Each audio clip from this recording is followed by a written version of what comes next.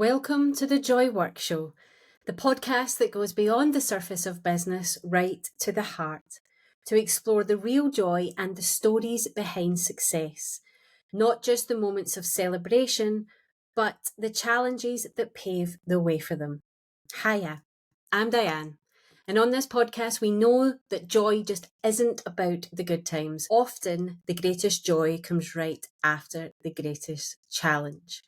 My guest is the incredible and fellow joy lover and giver, Rachel Barber, a founder and content marketing expert, copywriter extraordinaire, who knows exactly how to cut through the noise and create marketing with words that actually connect.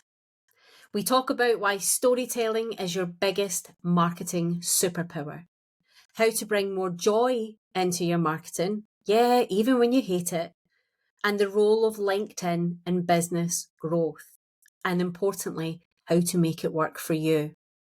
The impact on personal values on branding and decision making, and why binary thinking in marketing holds people back, and how to break free if you've ever felt overwhelmed or struggled to find your own voice. This episode is for you and holds so much magic. But as always, it's so much better when we hear from our guests themselves, and none more so than Rachel. So let's go.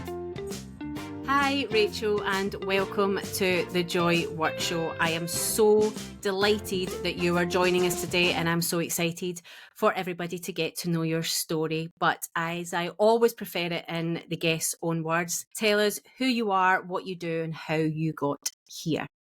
Sure. Thank you for having me, lovely Diane. My name is Rachel Barber. I run a business called Creating Stories, coming up to its 6th year, in fact. Is that right? Yeah, Wow. my 6th-year business anniversary next week, which is exciting. Congratulations. Happy business birthday. Happy business birthday. Sometimes I think it's more exciting than my actual birthday, you know? Definitely is. Much more of an achievement. Achieve more. And yes, so my business Creating Stories, I set up in 2019, and we have really sort of 3 key pillars in the business. One is content marketing, one is copywriting, and the other is increasingly mentoring and training around those 2 topics, sort of bringing those 2 things together. And I have a really increasingly laser focus on LinkedIn as a particular marketing channel, not because I think it's necessarily better or, more effective than any other one, but for me, it's where I've really built up sort of 95% of my client base. It's where I find a lot of joy, actually. And most people will be shocked about that because they don't know what they think about LinkedIn. So I am a content marketing mentor and a LinkedIn mentor these days. That's where I'm really focusing my time. And essentially what I do, whether it is through my content marketing practice, whether it is through my copywriting, is I blend strategy and with storytelling. So what that means is I work with business owners who are very specifically impact focused, so those who are looking to make a little bit of difference in the world with their particular sort of superpower, and they really believe in it and they're really passionate about it. And those who are action focused. And I work with those particular business owners to help them create strategic storytelling that attracts, connects, and the connects bit is really important. We'll talk about that in a lot more detail, but that attracts, connects with, and converts the right people. And so for me, it's really about helping good people find their good people so they can do more, good work for people and planet. And we have to do this in a way that works for us. And that is always so unique. And that's what's really important to me, is that I really believe that nobody needs to spend time on marketing tactics or practices that drain them. Mm-hmm. Because when you find your joy, as you will well know, when you find your voice, you're able to create stories that actually sell. But nobody wants to be doing things that overwhelm them. Nobody needs to be doing particular kind of marketing tactics that just drain them and take the energy out of them. We've got, too much more exciting stuff to be doing than that. And there is no one way to do marketing. And yeah, I guess beyond my love of kind of content marketing and copywriting within my business, I have a life that is made up of copious personal writing projects, stand-up comedy, campaigning, political campaigning, always learning a new language, and in a sort of previous life, a lot of acting. And why I tell you this is because for me, I'm a storyteller, right? What ties all of this together? It is my love for telling stories, my love for communicating those really important sort of nuggets of joy and for telling stories that deserve to be told. I absolutely love that, Rachel. And what I love about it, and what I love the part about the storytelling, is that too often, and like you say, the marketing tactics, obviously, I'm a direct sales marketing girl of old, and too often people get drowned in the information that is out there of marketing tactics, or this is now what's working, or that's now what's working, or you should be doing this, and stand on your head and do 3 jumps and you'll earn 10 grand overnight, and all of these things. And you haven't done that. I didn't know. Yeah, I tried, but nobody saw it, so it was okay. But you see these things all of the time. But ultimately, the marketing that always worked is the marketing that is still working. And part of that marketing is the storytelling, the stepping into your own story, your brand story. Even the big corporate horrible giants are using stories to sell their products in their advertising campaigns, connect with their audience, build that community. And you just see too many small business owners, service providers, all of the above, who are just not stepping into that enough and thinking that they have to do these cookie cutter approaches the same way that it's worked for somebody else is going to work for them if they just follow that exact path. And it's not, because they're not that person. That's not to say we can't learn. That's not to say we can't take the bits that work for us and adapt. But ultimately, we have to lean into that storytelling, because that's what people want to see. We have to think about the marketing we ourselves are engaging in.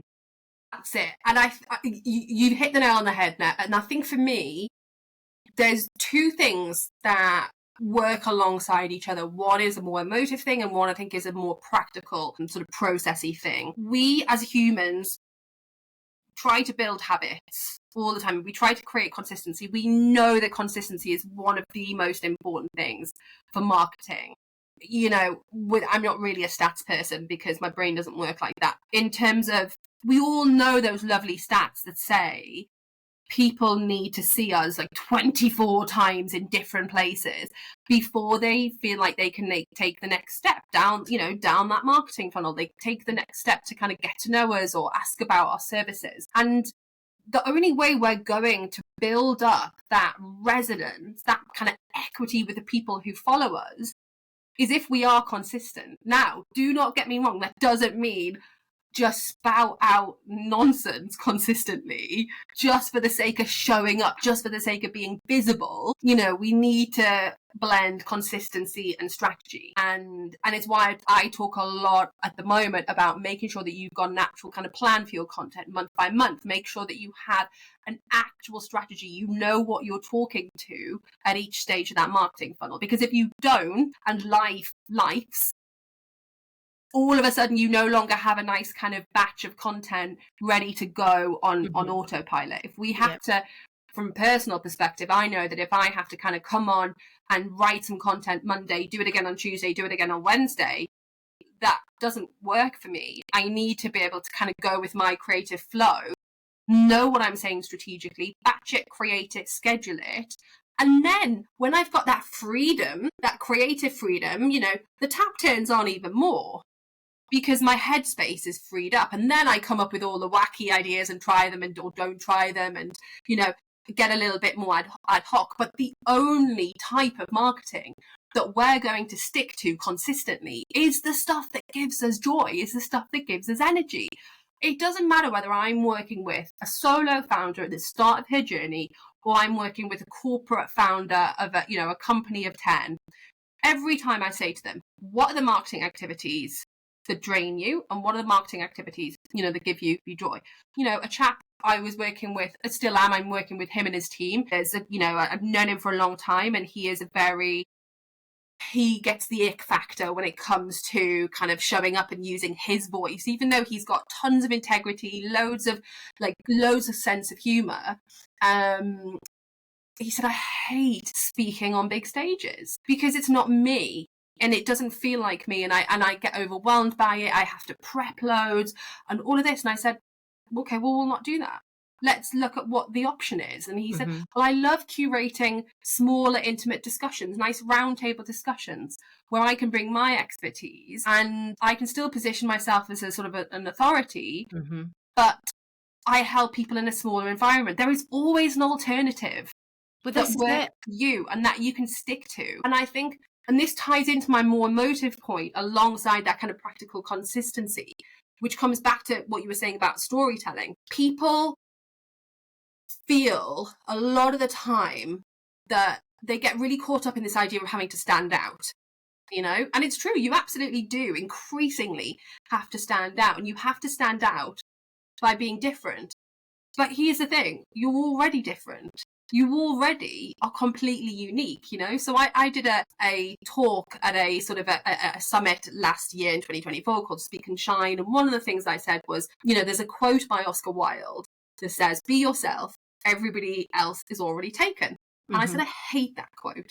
No offense to Oscar, because I want people to be themselves, not because there's no other option, not because there's no other, no one else is available, but actually you get to stand out and be differentiated by being exactly who you already are. When I work with clients to get right to the crux of what stories they want to tell, for me, it's 5 things. It's your experience, your values, your unique approach, your skills, and your personality. When you take those 5 things and, mush them together in a much more professional way than that, what you get is a really clear demonstration of how you are unique and nobody else can possibly be like you. And then all we have to do is pick out the stories, the knowledge, the recommendations, the testimonials, the social proof, the insights that speak to that beautiful, unique combination of those 5 things. Exactly that. And it makes it sound easy, right? It's totally easy. We're done. That's it. We're done. But it's that consistency that people are because they think, well, I've posted on social media every weekday this week. And I'm like, well, one, that can't be the only marketing activity you do in your business. Social media isn't the be all and end all. Businesses were built before social media existed. What did they do? And then 2, okay, that might be consistency, but it's not consistency with any strategy behind it. You're just, oh my God, I've not posted today. Tap, tap, tap, tap, tap, post. Oh, tick box. And it doesn't work like that. No. It doesn't, online space is busier than ever, noisier than ever. You're competing with so much. But you have to kind of drop that and forget that and just think, if I consistently show up as authentically as I possibly can, tell my story, know my message, know my end point, I just have to trust that my audience will find me. And then here's all the other marketing activity I'm going to do that supports social media and vice versa. I always ask my clients and the folks within my online community, and I'll say, what do you want to be known for? How do you want to be memorable? How do you want people to refer to you, describe you, recommend you when you're not in the room? Because that's personal brand, right? And the thing is, if you're posting consistently without a strategy, you might be doing yourself more harm than good, because you might be making yourself memorable, but for the wrong reason. Just confusing. You might be confusing people. You're saying too much to too many people. And therefore you're saying, actually, what is it, that anecdote of, say, you're actually saying nothing because you're saying it to too many people. But you might also be confusing it in terms of what you offer. You may accidentally be communicating things that just are not in line with who you are, what your values are, and what you actually want to sell. Exactly. And so people are off recommending you maybe for completely the wrong thing, or they might not know how to recommend you. You might be memorable, but for a completely different reason to what you need to be What's No that thing? You thought. don't want somebody DMing you or phoning you or getting in contact with you and go, I think you'd be a really great fit for this person, but can I just ask you again, do you do? Yeah. And you're like, no, I don't do that. Did you think I did that? Yeah, that's what I thought you did. And you're like, wow, okay, my messaging is way off. My messaging is way off here. And you see it too often because people are trying to please everybody and trying to be liked by everybody and trying to, well, I just want to be seen. And if I just say what everybody else is saying, then maybe I'll get the results that they're getting. And it, as we know, it doesn't work like that. And when we talk about content, this is the other thing that really interests me. So I'll be really interested in your taking that from a content marketer. When we talk about content, we're not just talking about social media, are we? No. Look, from a content, I guess I can come at it from two different angles. I can come at it from the copywriting angle and the content marketing angle. When we're talking about it from the content marketing angle, we are using content to market our business. So what we are doing is we are using different assets, different channels to bring people to where we are. We're attracting them, we're nurturing them, we're activating them to take some sort of action. That is what content marketing is. So we have email marketing, we have social media marketing, we have, even things like in-person marketing can still really be content marketing because you're still putting content out there. When I stood on a stage in December and talked about, finding your joy and raising your voice, content came off the back of it. My speech was content in itself. How you use it afterwards is the really powerful tool. Things like SEO, all of this stuff are content marketing, because what we're doing is we're bringing people, attracting people, and using stories to bring people down that funnel. Mm-hmm. And then, of course, we've got your sort of your assets that you already have, so your social media profile, your website, where the copy itself needs to really tell that story, your headline, your about us section, the key bits of your website. But here's the thing, what I would say, and I've said this actually recently, and I thought I wrote a post about it today on LinkedIn because I actually thought it was going to be a little bit more provocative. I don't tend to really buy into this sort of, this classic trend at the moment, of spicy content to cause provocation.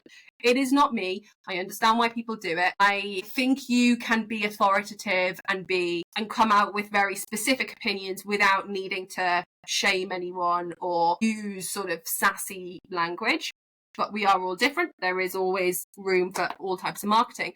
But what I essentially said was, if you do not have existing sustainable lead generation strategies in place, if you do not have a sustainable amount of kind of predictable incoming inquiries coming your way, you do not have an ongoing content plan to speak to your brand, your messaging, the people and the offers that that are part of your world, you should not really be creating that busy work of getting branding done, getting a website done, getting a photo shoot done.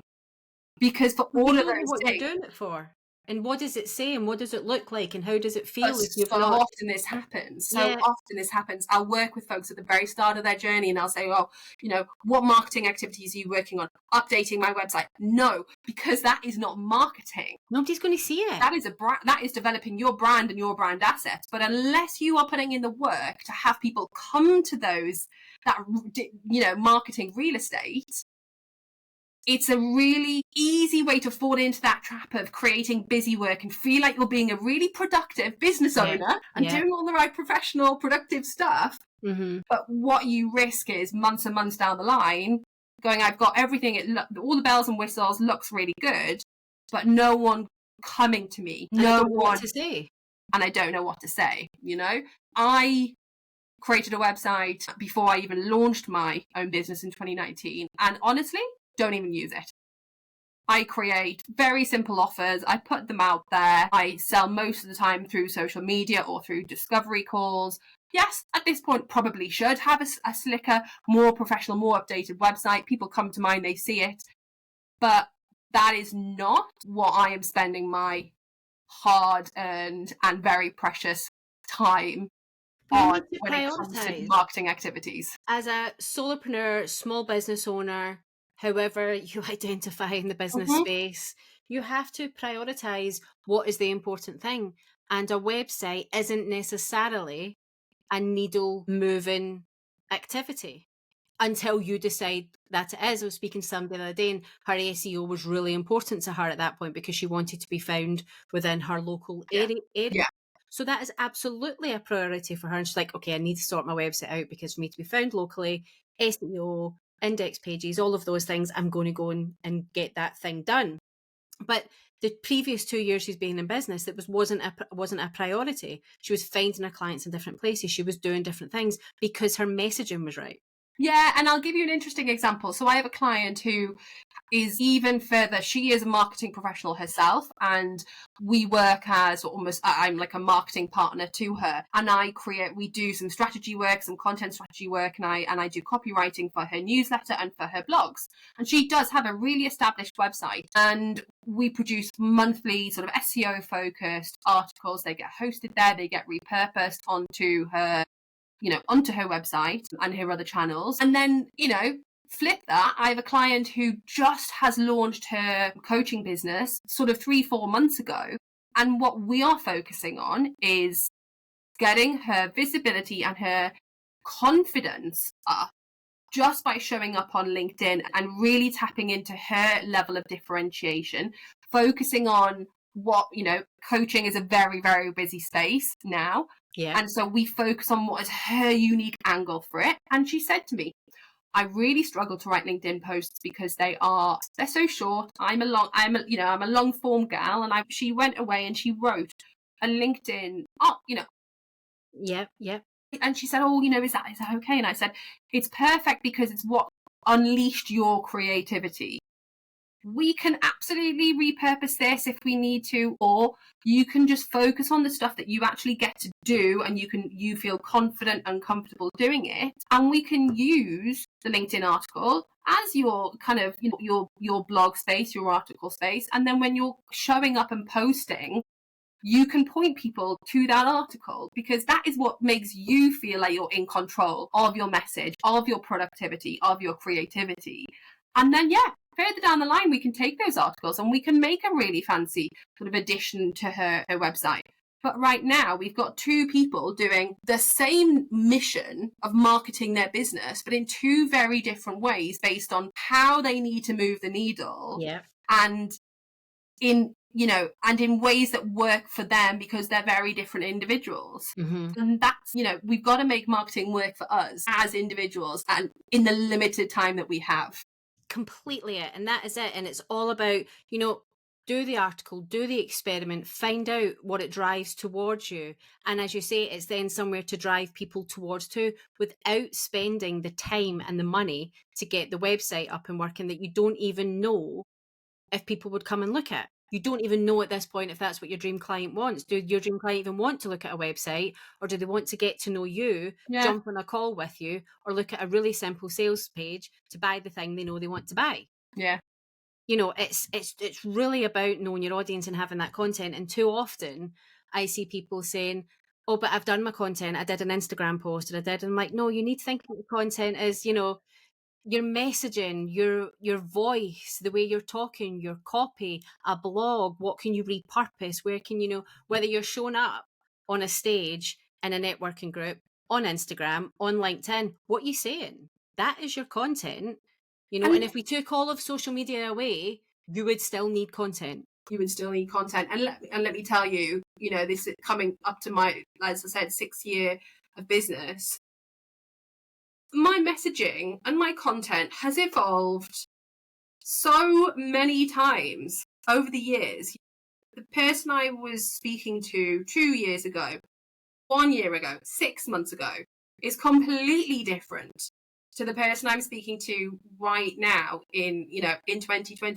The offers I'm selling are different. The person I am as a service provider, as a business owner, is different. My word of the year that is going to encapsulate everything I do in my business is brazen, because that is how I'm showing up this year. And I love it. Right? And I'm showing up increasingly as a role model for my clients, because I came to LinkedIn back in April last year and said, right, we all have a little kind of quiet patch in our business. We all kind of see that little glimmer of oh God, it's all going to crumble, you know, and you go, right, what needs to be done? What needs to be done to shift things, you know, shift things around and shake things up? And I went, I'm going all in. I'm going all in on this platform. And everything I've created, you know, since April 2024, less than a year, but everything that I've done purely by showing up almost daily on that platform with a strategy behind those stories. And I know you can attest to that because you often kind of comment on the posts that I make. And so many people will come to me and say, your content just gave, literally somebody messaged me and said, you are a joy spreader. And now, isn't that the most marvelous thing to be told? You are a joy spreader. And somebody then went and looked down at my sort of 5 posts and last post and said, I'm hooked and I know exactly what you do. Now, what I'm trying to kind of encourage people to realize here is this doesn't happen in just one CEO day, done, fixed, sorted.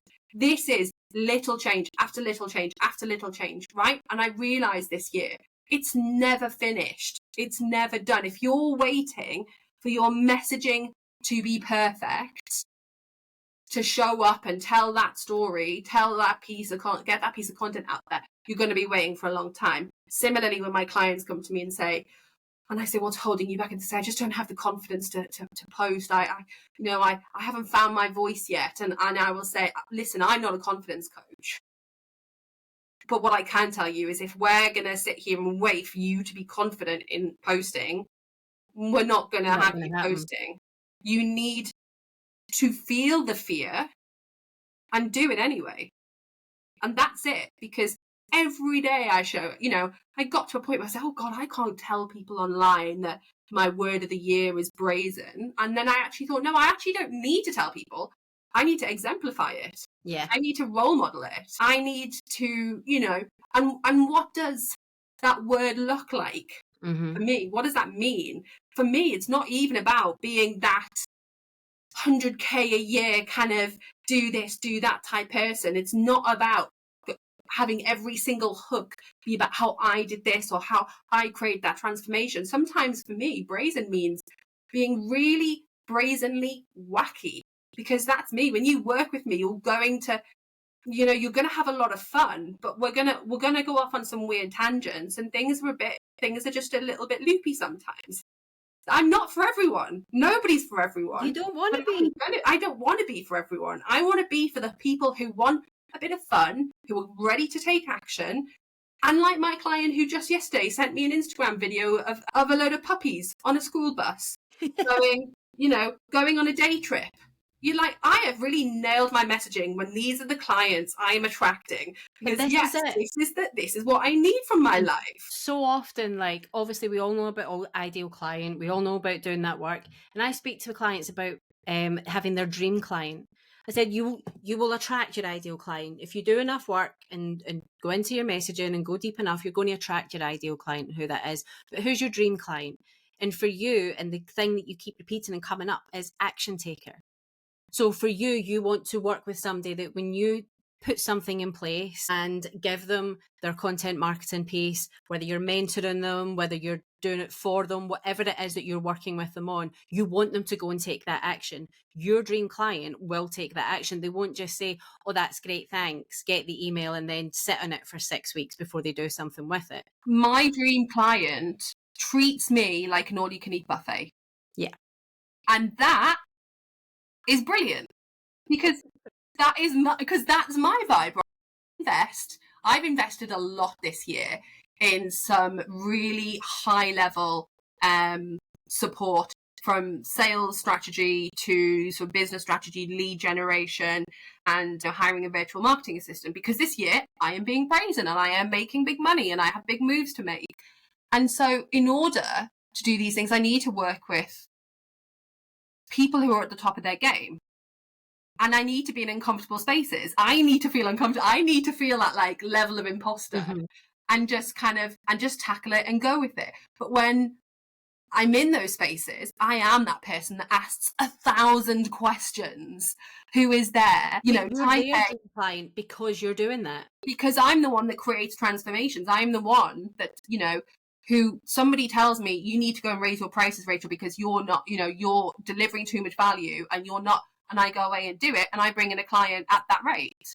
And so, why would you not take the advice of the expert that you have paid? And I have had this. We've all had this at some point in our business where we've had a client come on, you've given them the advice or whatever it is that, your service is, and they don't take that action. And it's frustrating because then they leave, no more. But there isn't a result. There isn't a transformation. There's no results. You don't have the lovely social proof content, which is the most lead generating content you can create. And actually, I am minutes away from just launching a social proof lead magnet, a free resource where it gives you 7 simple questions to ask your clients to get the very best social proof to generate those leads. So I will send that to you, and if you want to put that in the show notes, that will go in the show notes. It's going to change the game. Get that. Because getting that social proof and getting the referrals and testimonials is such a crucial jigsaw piece, and people they ask once and then don't. They ask the wrong questions. Yeah. And that's the part, or they don't ask any questions, and I completely understand why they don't, and because you don't know what you don't know, right? You say, can I have a testimonial? And people aren't primed to write good testimonials. Yeah, I'll do it. But they never get to it because they're busy. Or you get a testimonial that says, great service, would recommend. And I'm here like banging the laptop against my head like, what am I, as a marketer, supposed to do with this testimonial? I'm like... Would come again. I'm a wordsmith. I have a magic wand, but the magic wand can only work so far, unless I'm just going to rewrite it entirely. Because you've not shown me as a potential buyer, you've not tapped into my emotion, you've not made me feel something. I need to feel something when I read them. When I read this, testimonials, recommendations, social proof, whatever you want to call it, I need to see myself in that recommendation that I am reading. I had one from a Master Your Message strategy session I ran, and a client, she wrote the recommendation based on 3 questions I asked her to answer. The first thing she wrote was, it was like a therapy session, and I thought, God, I hope that's a good thing. And she said, it was so cathartic. And you can ask people questions and they will still give you a huge, broad array of answers. But what you're doing is you're allowing them to answer that question in their own language, in a way that is bespoke and, kind of custom to what they've experienced. But by asking them a certain question, you open up the doors to storytelling for them. And so they get to tell a story about you. And that's where the power is. Oh, it's amazing. It's absolutely amazing. That freebie will definitely be in the show notes. So LinkedIn, tell me a little bit about LinkedIn. I was terrified of LinkedIn for lots of different reasons. It's a whole nother podcast. But yeah, so I was terrified of LinkedIn. I am on there. I am dabbling, to want of a better word. So why did you choose LinkedIn, and what do you think the power of LinkedIn is? Good questions. So the honest answer to your question is, I chose LinkedIn because it was, I guess, a platform of default for me. My very first job back in hang on a minute, this is 20, how old am I? And when did I go to university? 11, must have been around the time of my 2006 to 2010 was when I went to 2011, 2012. First job as a recruitment consultant. I feel like it's what all of us did. Realised this one in particular for me was terrible. But of course and LinkedIn had just been born, must get on LinkedIn and find people to hire for these non-existent roles, because there was no integrity to this company. I lasted 6 months because they said, oh, you have too many ethics and too much integrity for this company. I think we should mutually agree that you need to leave. I think we're on the same page here. So I always had, from the dawn of time, I had a LinkedIn profile. And unfortunately, it's sort of full of all these, vaguely useless contacts over the years as I'd gone through my corporate world and corporate career. And through the corporate career, you do the usual change job, announce job, get, put promotion on there, make contacts as you go. And every now and again over those years, I had popped on with a post or just shared something that had kind of come to mind, and it had always done really well. And it was only since starting my business did I sporadically start using it as a marketing channel. But what I found was, because I had a great network, I'd always used it to connect with absolutely every single person, make connections, have conversations. But I was getting an awful lot of recommendations of people, just literally one of my longest serving clients, who's worked with me 3 times now over the years, came from searching for a copywriter, and because we had lots of mutual contacts and connections, found me, we had a conversation and it all went well. And then he left me a recommendation, and then somebody else he knew found me. So it was really like the power of the online network. And then fast forward to last year, April, I went, okay, I need to take control of my marketing, just as I tell my clients to, and I need to show up even more robustly, even more consistently with the strategy that I have but don't articulate as often as I should. And I just found that it's a really fast growing platform. Lots of people are coming to it in its droves. It's a place where people are getting increasingly creative with their storytelling. And the biggest thing for me was the sense of community, which sounds, a lot of people quite shocking. I developed a really easy system for me personally that meant I would put content out there, attract the right people, they would comment, and I would then connect with them, have an initial conversation. And so many of my business leads and people who became my clients came from those organic conversations in the DMs. In fact, one particular client, she'd see my content, she'd engage with her, we got chatting in the DMs, not even with any kind of organic strategy to pitch to her or sell to her. She, in fact, quite the opposite, said to me, I love your vibe, I love what you stand for, how can I have you work for me? And how can we make this happen? What are your costs? And yes, you can do that on a lot of channels, for sure, on a lot of other social media channels. But for me, I just have found that there's an awful lot of reciprocity that goes on LinkedIn. There's a real sense of community, because we haven't had this more native or nascent idea of sort of social media influencers in the same way. But also, there is a load of guff. There is a load of guff on it. There is a lot of arrogance. It's still in the same world. Yeah. But, what I think people forget is that you are in control of what you see on this platform.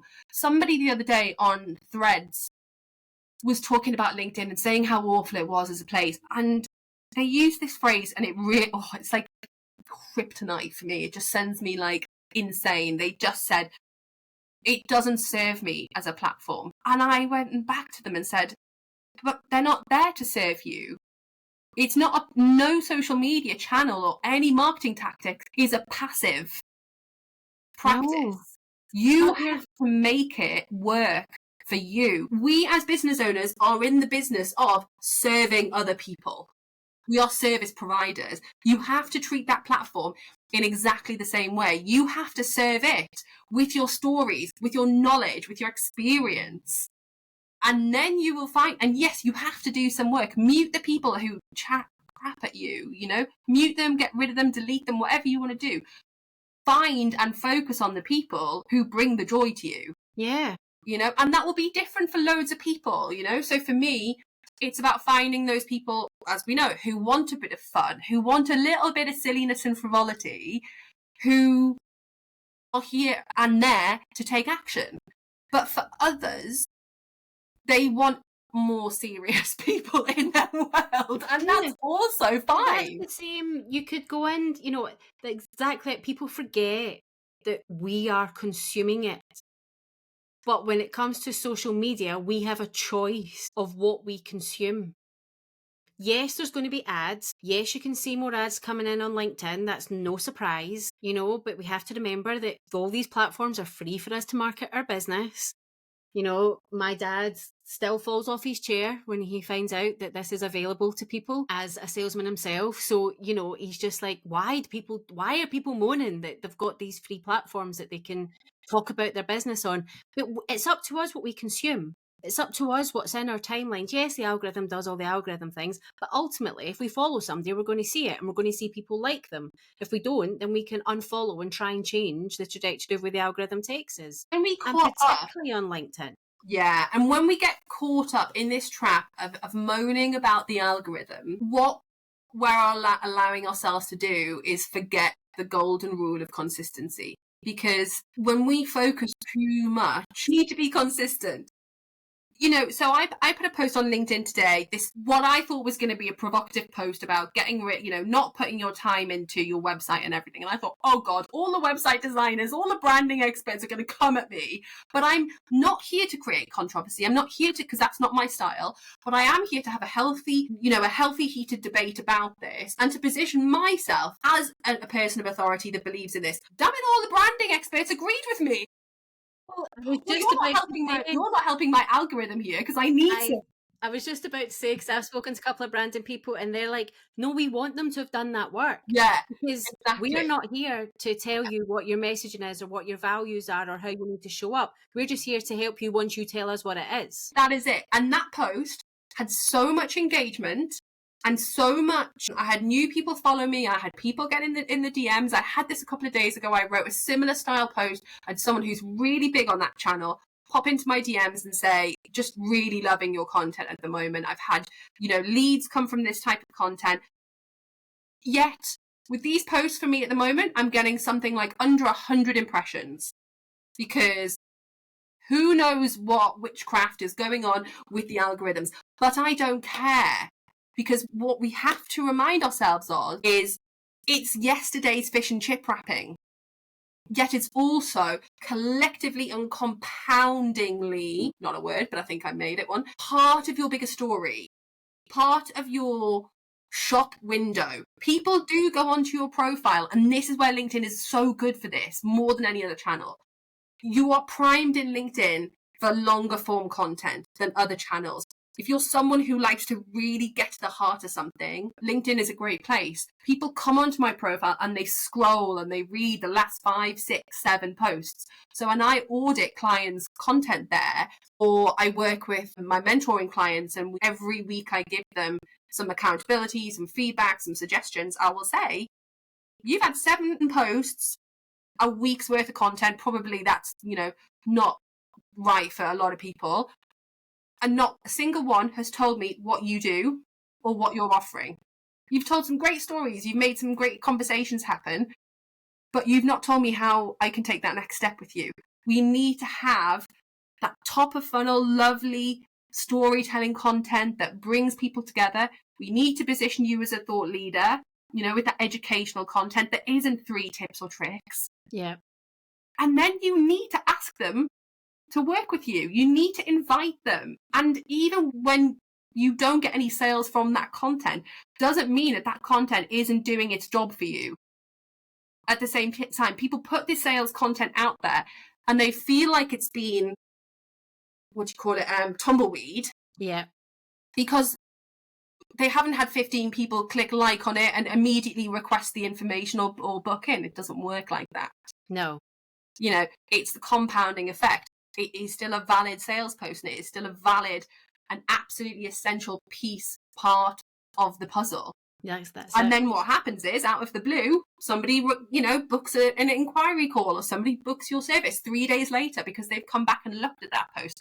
They've ruminated on it. They've had some time to think about it. But it's even that thing, it's not by accident that, so many entrepreneurs will say to you, what you were doing 3 months ago is the results you're seeing today. And you have to make sure, and you have to work on your content in exactly the same framework and think about, well, what was. And yes, of course, we go in launch phases and we might have a hustle phase in there when we're selling a little bit more that week because we've launched something new, we're talking about a particular product, and that might not be relevant in 3 months. But still, our messaging, our values, who we are, how to work with us, what we do offer as an umbrella will be out there, and that's the bits that will create that compound effect. That's the bit that people will come back to when they are ready for it within their business, because they might come across you today and be like, that sounds fabulous, but I'm just not quite there yet. I'm not working on that today. But then 3 months time they'll be like, oh my God, I have to do this in my business. Oh, where's that where's that person? Where's Rachel? I'm going to go back on LinkedIn and find, but you're there that often that they'll see you Can't forget about me. No, but it's just been really interesting to watch the trajectory you've taken, because we've been in each other's world probably about a year now. It's about 18 months, because it was, well, I tell you what it was. We did, when we met and we got into the same world doing the course that we did, it was February 23. Yes, goodness. So it's actually 2 years, but we didn't kind of get to know each other straight away. But yeah, it's coming up to 2 years. But we were having quite in-depth conversations about a year ago, and then to see you not flip your business, because you didn't, you're still doing ultimately what we talked about, but like you said, the way your messaging changed, the way you showed up, the structure of your business, the offerings you were putting out there, it is just changing. It has been wonderful to watch, which is why I was so excited to get you on this podcast, because it's just so interesting when people commit and go all in. And I know it's something that's thrown about, like get skin in the game, go all in, it's very much hype words, but that's what you did.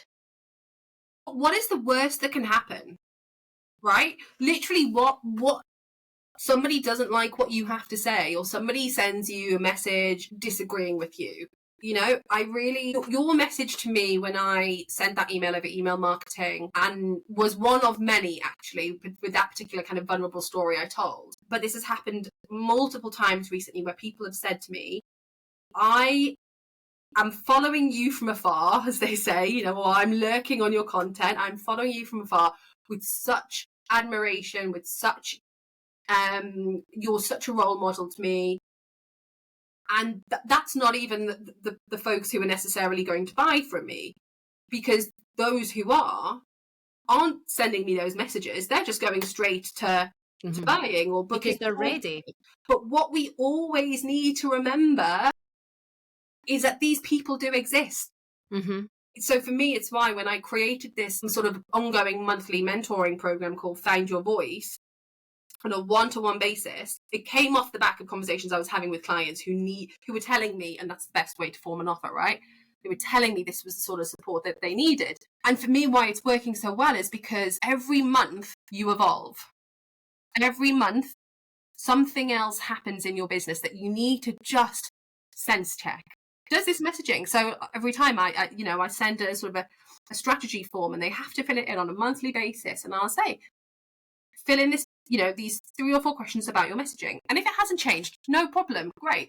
But I invite you every single time to just think, do these content pillars, these content themes still speak to what I'm doing? Does this still stand true? Are these really the values? My value, your values never change, but you value things in different ways as you evolve your business. And for me, there were certain values that I needed to embody more. Being of service, embracing joy, flexibility started changing the game for me. And so then when I work with folks to help them find their voice, the joy is when you work together on that monthly basis, you have that space to embrace the fact that it's never finished. Yeah. The work is never done. Yeah. And that's exciting. But it's the same with any strategy piece within your business. You should never be done.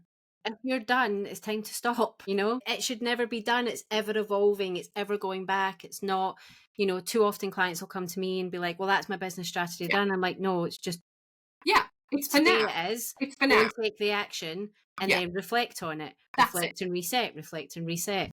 And that's it. And so when people started doing this work with me, and they were saying to me, oh my God, these people who've been lurking in my world for ages are suddenly now in my DMs, and they're now offering me, I've got one client who is generating funds for her new business, and she had someone literally for the first time invest funds into her business because she was showing up unapologetically about her mission and vision. We've got other clients who are booking discovery calls through just constantly or consistently, let's say, showing up. It's why I tell people that the main line for Find Your Voice is, turning lurkers into leads.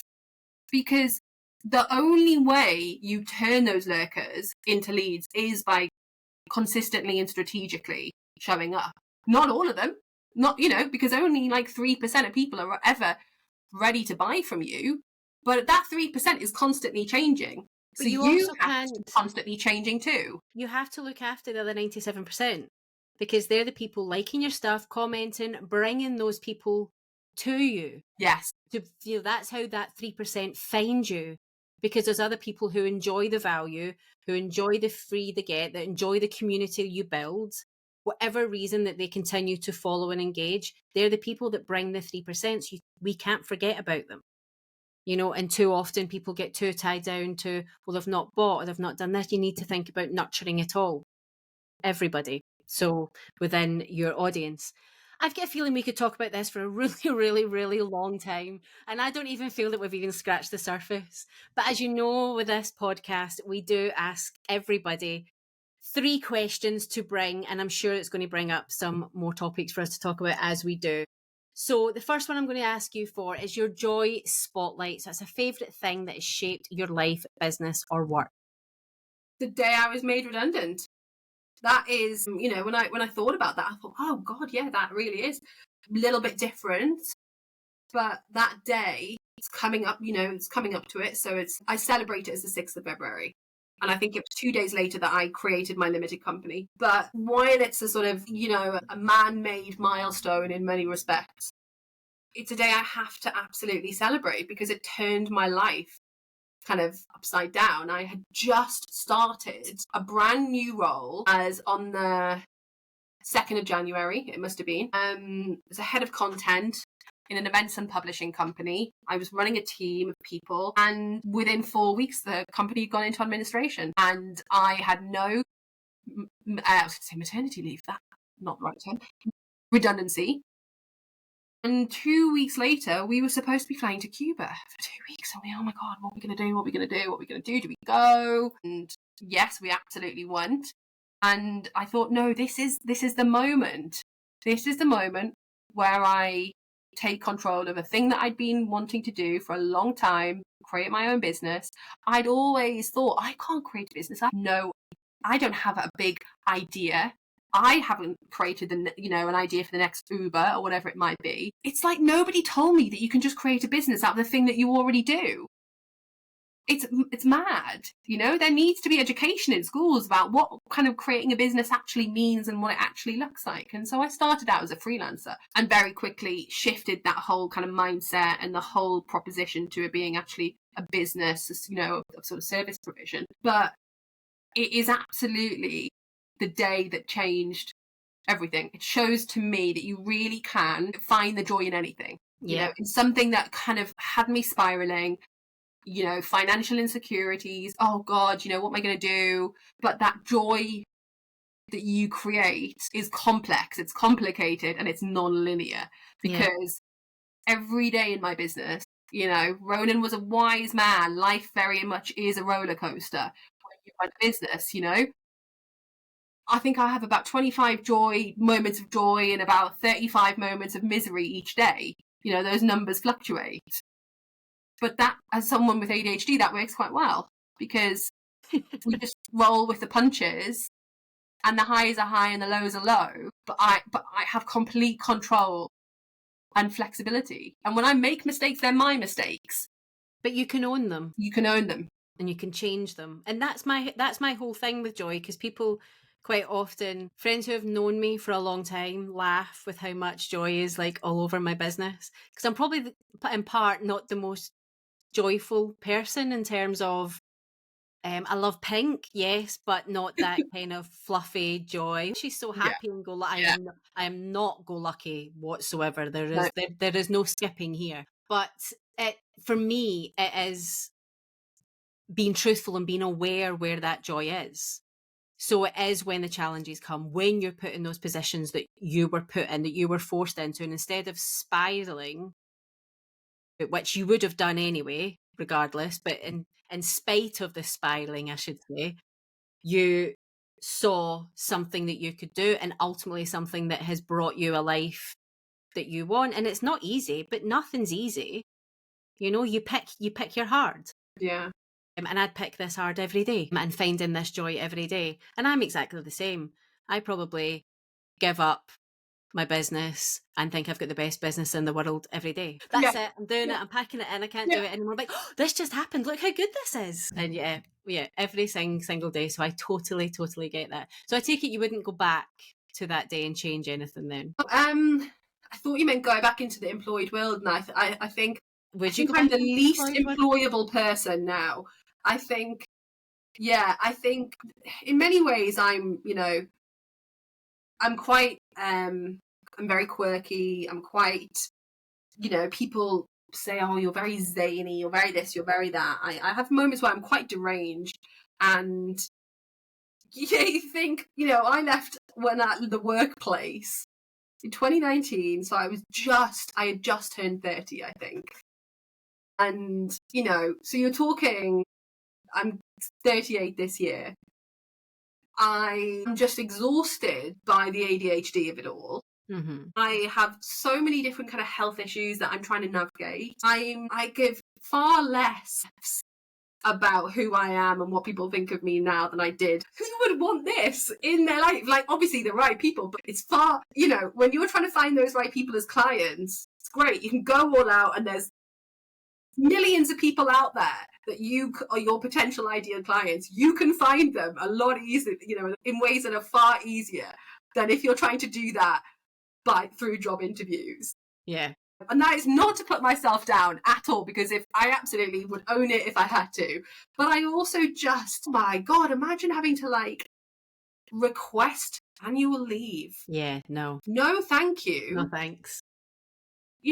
I just I've really learned over the last couple of years how I have to work with my brain, not against it.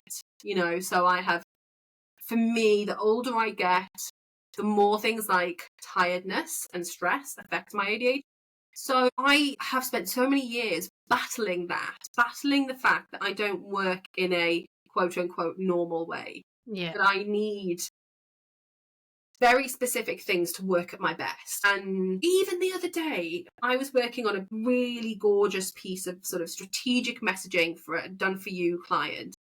And I love that work, and I sort of shut the door, put my big headphones on, blaring music, get really into it.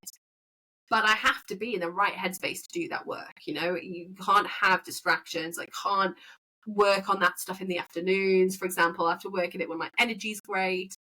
And I kept getting distracted. I kept losing my focus. And something was telling me, well, you can't be authentically ADHD, can you? Because everybody says that if you can hyper-focus on the work that you love the most. If the dopamine's there, you can hyper-focus. And you tell yourself these things. And then I thought, well, A, shut up. And B, does it matter if the focus isn't there for 5 minutes? Just go with it. Yeah. Just follow the focus over there to whatever nonsense thing you're going to do for 5 minutes and come back. Who's to say that a 45-minute run of completely focused work is the only way of doing something? Yeah, exactly. And that was and honestly, that is someone who has lived with ADHD since being a toddler. And this was only a light bulb moment for me 2 weeks ago. We're always learning. We're always learning. We are always learning. People think I'm like the veteran of like the ADHD folk, like she's been there, she's done it all, she's always talking about it. I'm like, yeah, not talking about having the answers though. No, I remember when you told me about your ADHD story and the fact that you got diagnosed as a baby, as a toddler.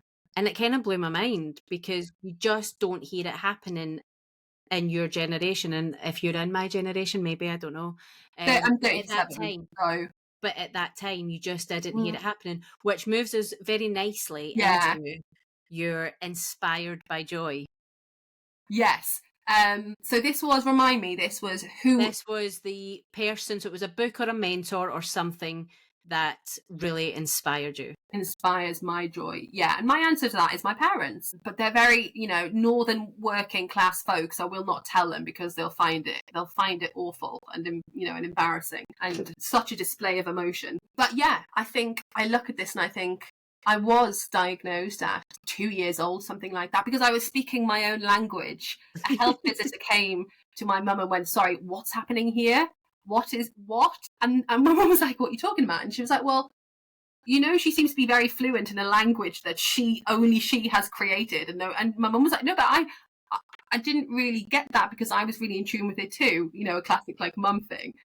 I had words for cat, dog, dressing gown, all of these things. And my brain had just been working obviously so fast in this hyperactive way that I just couldn't kind of keep up with myself. So I created my own language, which I think is so beautiful because my whole career, my whole life has been shaped by language, by learning new languages, by telling stories, by creating kind of new ways to communicate.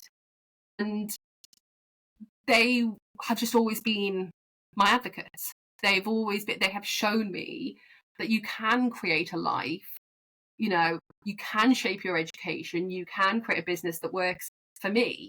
Yeah.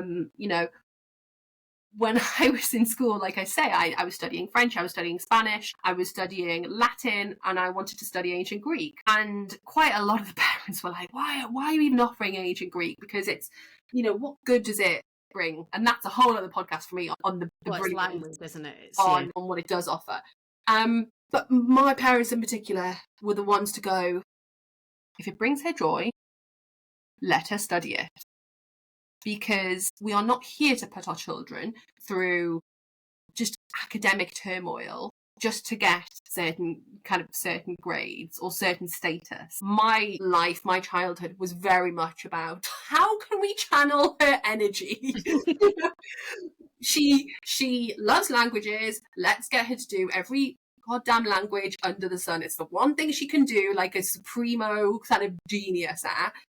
She is a sprinter. She wants to do this sport. She wants to do that sport. She wants to act, because I was just, the fact that I was diagnosed at 2, when most women, get diagnosed at 30, 40, 50, it just shows how extreme my ADHD was.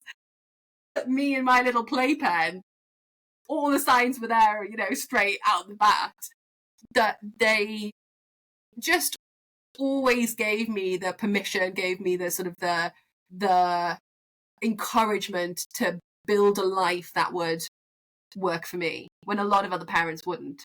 And a lot of other parents would be caught up in status, caught up in what will other people think. Yeah, what will other people think. And I think that was what was so beautiful for me when you told me, when we first had that conversation, because there was so many sliding doors moments for a 2-year-old that could have happened there. One, if you hadn't had that health visitor that day and had another one who wouldn't have picked up on that, who would just put it down to, I have a 2.5-year-old right now, and quite frankly, she speaks her own language. In fact, we call her a minion, because that's pretty much what she sounds like. Whether that ends up being something or whether it's just that's how she sounds just now, whatever is fine. It is what it is. We're not worried, put it that way.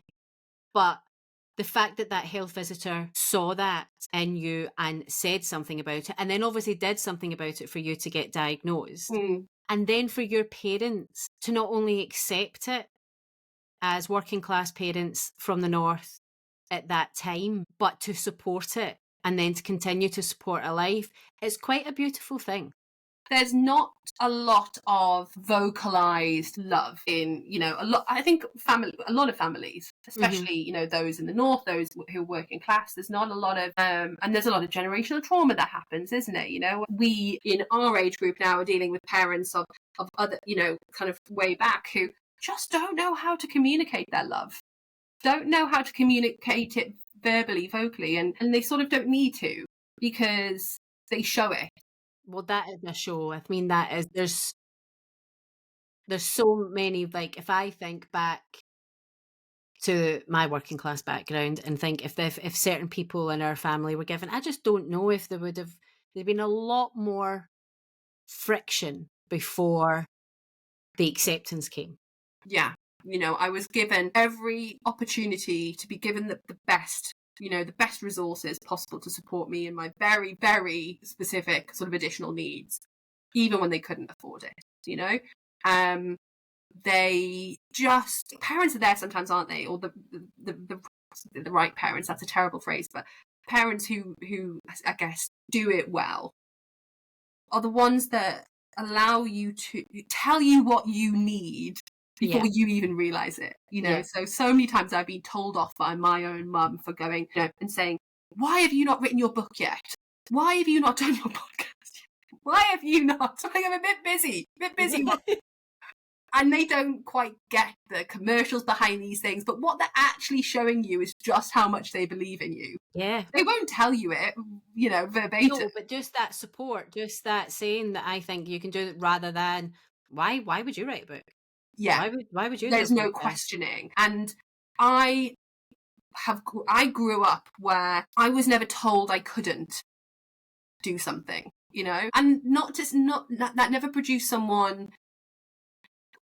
with entitlement as it has other folks. It was more in a way where, and it comes back to something I think I said to you in the planning for this, which was part of my marketing messaging that I put all across my kind of my brand, my business. You can actually see it in the thing. I don't know if this is the right way or wrong way around. And think, Shy Bairns getting out. My mum said that to me from day dot. Shy Bairns getting out. For those non-Northern speakers, it essentially means that you don't ask, you don't get. And that has been the biggest, it runs through my blood, that phrase. You know, if you don't ask, you don't get. Just tell people what you want, tell people what you need. Do I live it and breathe it all the time? No, but do I always try to remember it? Because what's the worst that could happen? And that was the opportunities I've had, the adventures I've taken. The things that I've been able to do with my life have come from either them telling me that, them pushing me in the right direction, or me having that belief because of it, that I am gonna, you know, very much I'm that sort of person that goes, I'll put my hand up for it. And then afterwards go, oh God. I know, you figure out how to do it. You know, 0 to 60, that is me. And so they have unknowingly, I would say, been the sort of inspirational joy in my life. I love that. I think the Glaswegian version of Shy Bairns getting out would be Shy Wayne's getting a sweeties. I think that's what the Glaswegian version of that would be. Anyone feel free to correct me, or but I think something far more offensive. Yes, I imagine. Let's leave it at that one. Okay, and then lastly, we talk about the joy killer. The thing that removes all the joy from the world, or indeed the thing you would like to remove from the world. Yeah, and I think we've talked a lot about this throughout our chat overall. You know, as someone who is neurodivergent and someone who is always trying to make marketing easier for people and more joyful, the joy killer is binary thinking. You know, I think we see so much now, increasingly, of there is only one way to do this, there is only one way to do that. Marketing has become so provocative, so not even disruptive, but it's out there looking to cause disruption. It's out there looking to cause disagreement, provocation. And so much of this, unfortunately, has come from social media and mass media, because digital media itself, whether it's online newspapers, whether it's social media, they are primed to create anger, provocation, in order to feed the algorithm. And I see too many people giving the advice, you know, marketing experts giving the advice that is the route that you need to follow.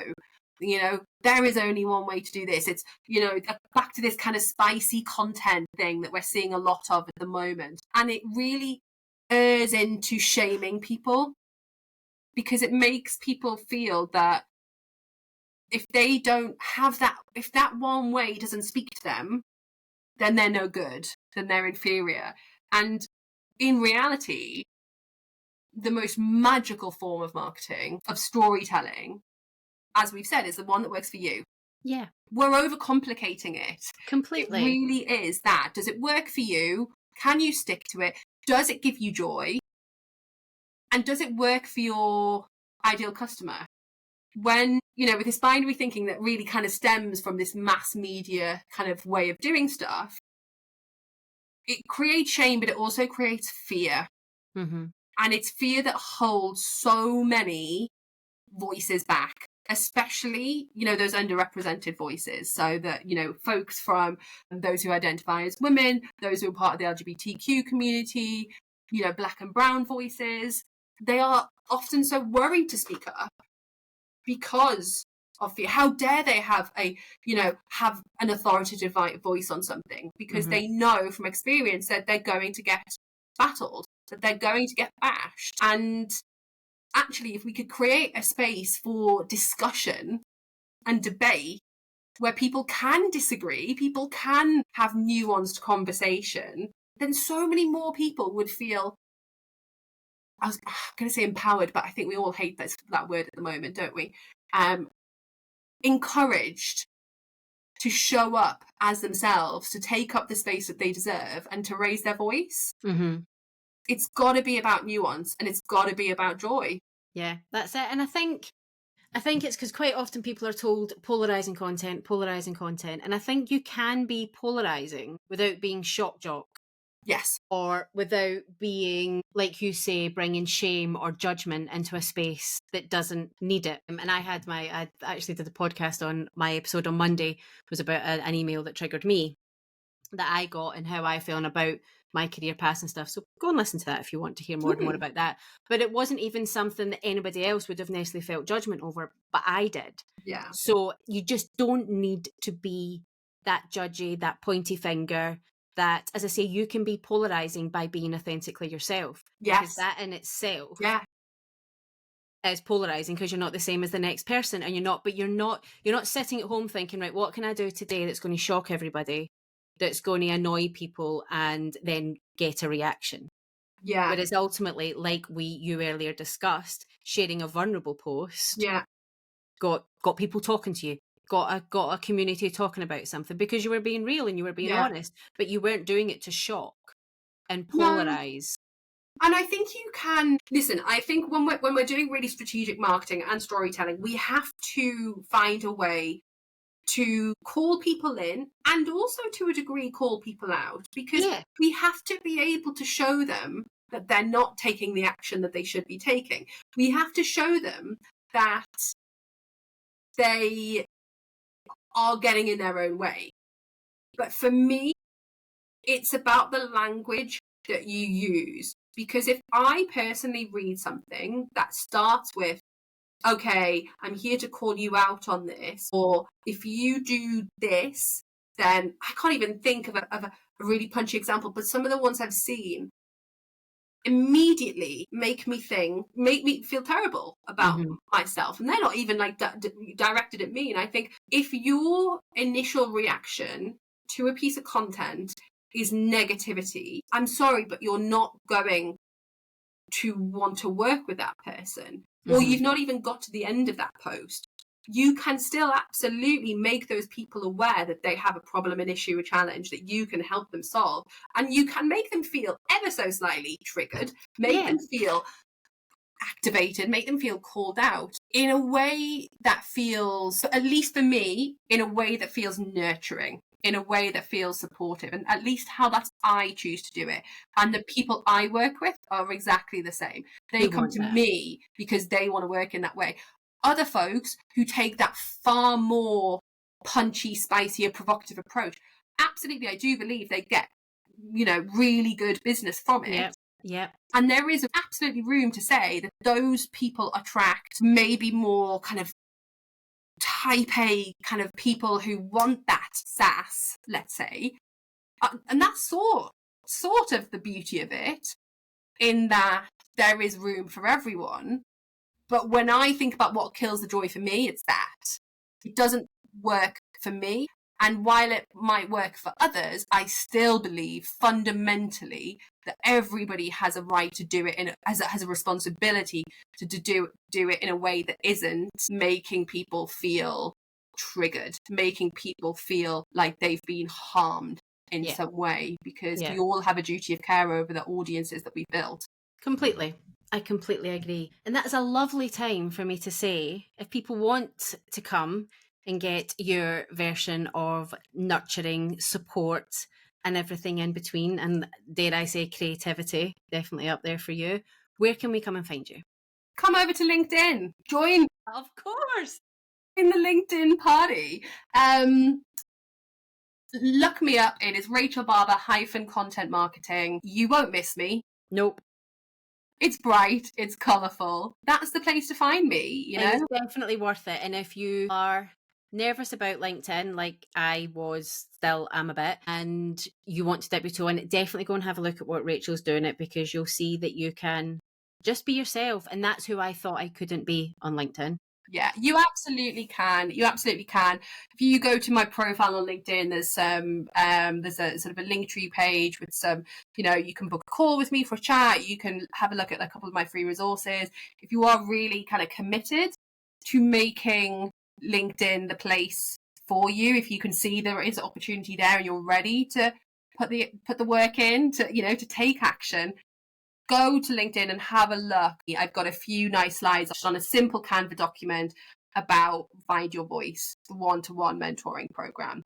And it's just so good for those of us who are ready to constantly evolve month by month and embrace LinkedIn and know that what we're putting out in the first week is going to be very different from the fourth week, very different from the eighth week. And every time we're going to be growing, we're going to be learning, and just embracing that idea of progress over perfection, because Absolutely. that is what gets us to that's got me to where I am now, is to just taking small action each day, and then rolling with the compounding effects, and then using that success to help other people build a business on LinkedIn too. Yeah. And it's been such a joy to watch. It really has. So before you go, I always ask everybody the last question, and that is, what joy do you want to leave behind? Can't believe you asked me a question that I'm not prepared for. I'm sure it's on my notes, but anyway. What? It suits Quite me that possibly, it doesn't. quite possibly. What joy do you want to leave behind? What do you want your joy legacy to be? My joy legacy needs to be and will be the joy of taking up space that you deserve. That it can be joyful, that you can take up space in a way that works for you, that it can look different, it can feel different. But when you do step up and, find your voice firstly, and then raise your voice, you build the business and you build a life that you really deserve. And not enough women business owners in particular, in terms of the context in which I work, have found joy in taking up space and showing, their unique combination of approach, of expertise, of experience, of life stories. And then when they unlock the key to that, the joy is next level for them and for me. Yeah. I love that. And I have no doubt that the trajectory you are on, you are going to create opportunities for more female founders to take up the space that they deserve. Thank you so much, Rachel, for joining me today. And this has been the Joy Work Show. Well, wasn't that a conversation? There are so many of my guests that I felt I could just keep talking and talking and talking. And quite often we do once we press stop on the recording. But with Rachel, I literally had to say, do you know how long we have been talking? I need to edit this podcast at some point. And you'll have heard that Rachel dropped so many gems about marketing, branding, and showing up in business with joy and authenticity. But as always, here are the 3 things that stuck with me. 1, that storytelling isn't optional, it's essential. That marketing that connects, that really connects with your customer, with your client, with your audience, is marketing that tells a story. If you're not weaving storytelling into your content, you're really missing out. Number 2, that there's no one-size-fits-all marketing strategy. Quite often we're looking for that one secret thing that we think somebody holds the key that is going to bring all of our marketing strategy problems to an end. But ultimately what works for someone else might not work for you, and that's okay. But you can find a way to market that aligns with your values and personality. And actually, when you do, that's when the magic will happen. Number 3, community and mentorship matter. Surrounding yourself with people who support you and challenge you is key to long-term success. You want the people that get you, that know truly who you are and support you in all of that you are, but also that are going to challenge you to help you grow and be better. Thank you so much for spending your time with us today. And if this episode resonated with you at all, do me a favour and follow, like and share the Joy Work Show. Every share helps more business owners like you find joy and clarity in their work. Every single follow matters and it means the world to me. I'll see you next week in the next episode. Keep finding joy.